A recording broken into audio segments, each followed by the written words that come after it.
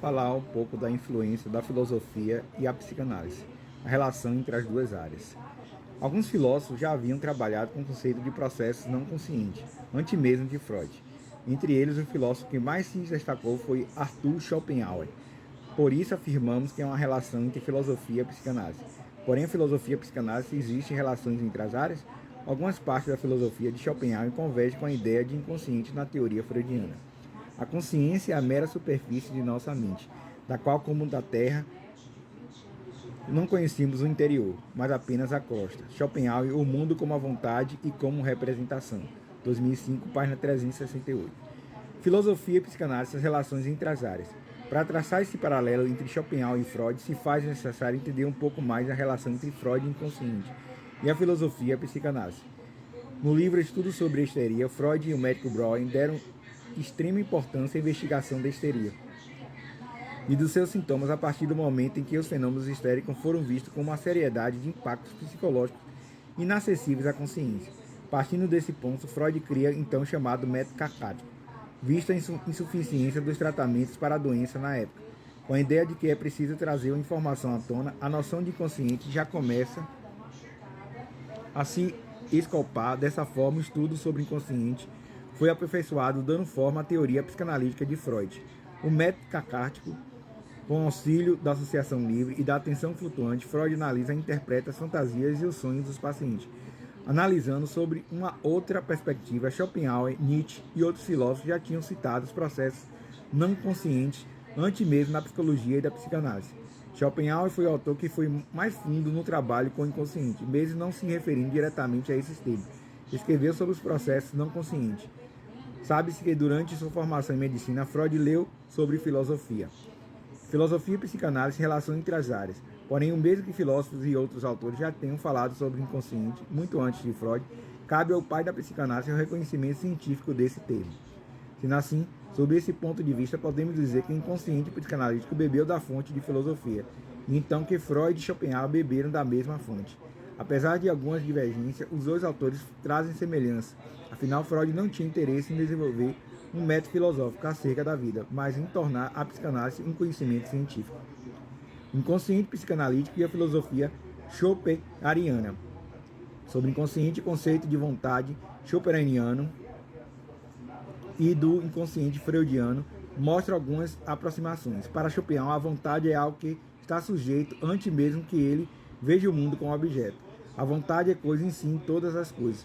É um querer essencial e inesgotável, sendo assim autodestrutivo. Ele é independente, soberano ao princípio de razão. Um desejo cego e instintivo, assim como o inconsciente freudiano, ela é atemporal. Por isso, o homem e a natureza vivem uma eterna relação entre ódio e amor. Não foi, no entanto, a psicanálise apresentamos a acrescentar, que deu esse primeiro passo. Há filósofos famosos que podem ser citados como precursores acima de todos. O grande pensador Schopenhauer, cuja vontade inconsciente equivale às funções mentais da psicanálise, foi esse mesmo pensador, ademais, em palavras de inesquecível impacto, advertiu a humanidade quanto à importância ainda não subestimada pela espécie humana de sua ânsia sexual.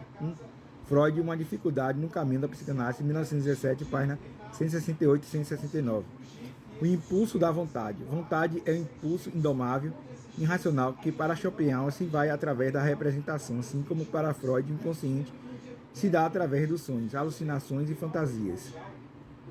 Assim como Freud, Schopenhauer também já tinha dado grande importância ao papel da sexualidade nas nossas vidas. Por esse último, a sexualidade estava associada à vontade, como a vontade de viver, onde o maior interesse do indivíduo seria a perpetuação da espécie. Já faz muito tempo que Arthur Schopenhauer, filósofo, mostrou à humanidade quanto as suas atividades são determinadas pelos impulsos sexuais, no sentido comum da expressão. Freud, 3 ensaios sobre a teoria da sexualidade, 1905. Página 134. A vontade schopenhaueriana pode ser desmembrada em 3 partes: a vontade universal, a vontade individual e a vontade objetiva. A vontade universal seria a vontade universal, porém com aspecto individual, direcionada a cada indivíduo, não abrangindo todo o mundo. Como a vontade universal, a coisa em si é uma inteira, ela é igual para todos, porém, sua representação pode se apresentar de diferentes modos, e aí entra seu caráter individual.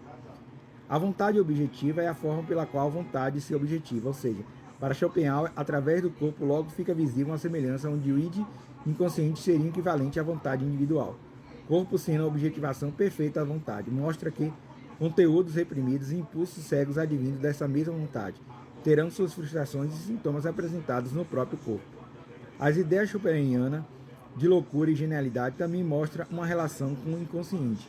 Para o filósofo, a loucura seria uma manifestação acentuada de algo que o indivíduo reprimiu, ou seja, Schopenhauer já antecipava a noção freudiana de recalque. A alto grau que a psicanálise coincide com a filosofia de Schopenhauer, ele não somente afirma o domínio das emoções e a suprema importância da sexualidade, mas também estava até mesmo conciso do mecanismo de recalque. Um estudo autobiográfico, 1925, página 65 e 66.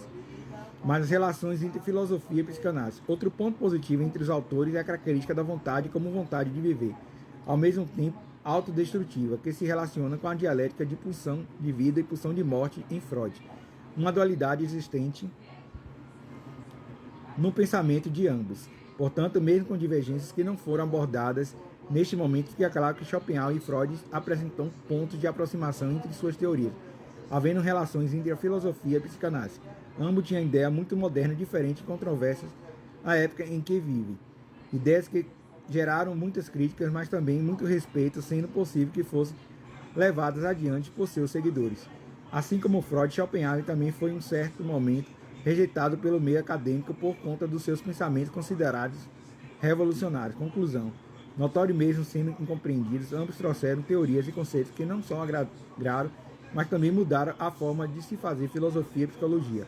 O fato de Schopenhauer ter se debruçado sobre alguns conceitos presentes na teoria psicanalítica de Freud, antes mesmo de inaugurar a psicanálise, não diminui a contribuição inovadora de Freud.